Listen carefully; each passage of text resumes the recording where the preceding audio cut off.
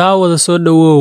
maanta waxaan ka hadli doonaa dalka Mareykanka maadaama aan fiidiyoogii hore uga hadalnay dalka Ruushka marka daawada isku day inaad channelka subscribe noo saarto like-tana ka hilmaamin waxay noo tahay dhiirigelin Mareykanku waxaa laga wadaa United States of America waxa uu xuduud la leeyahay dhanka waqooyi oo Canada ah Mexico oo koonfura iyo badweynta Atlantika iyo Pacific oo dhinacyada kale ah Mareykanka waxaa soo maray 46 madaxweyne tan iyo markii la aasaasay haba ugu horeeyay George Washington hana ugu dambeeyay madaxweynaha hadda xilka hayo ee lagu magacaabo Joe Biden madaxweynihii ugu hadal haynta badnaa ee soo maray dalka Mareykanka oo ay Soomaalidu u daawataan waxa waa Donald Trump balil daawada wuxuu ka dhigi doonaa Soomaaliya Somalia, no government, no safety, no police, no nothing. Wake up to reality. I really see something that said, take a look at what happened.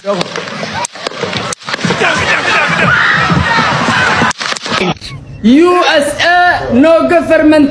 no safety, no police, no nothing. Mareykanku waa wadanka saddexaad ee ugu weyn caalamka kadib Russia iyo Canada waxa uu ku fadhiyaa dhul gaaraya 9.8 milyan kiiloomitir laba jibaaran waxa uu ka kooban yahay 50 gobol Mareykanka waxa ku nool qiyaastii dad gaaraya 61 milyan oo qof waana wadanka Soomaalida badan ay jecel yihiin in ay mar tagaan Mareykanka waa wadanka ugu dhaqaalaha badan adduunka marka loo fiiriyo xagga lacagtiisana waxa lagu qiyaasaa 2.5 trilyan ilaa 3 trilyan waxaana lagu magacaabaa USA dollar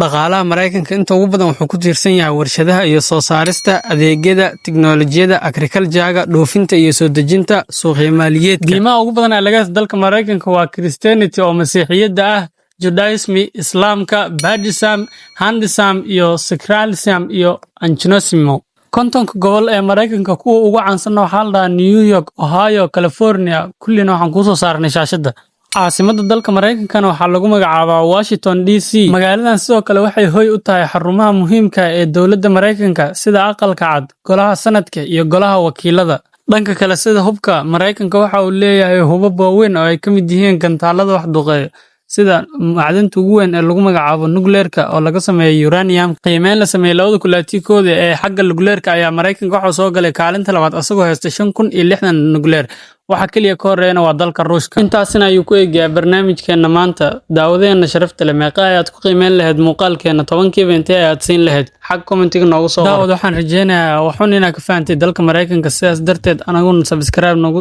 nagu soo biro subscribe noo saar channelka waana mahadsantahay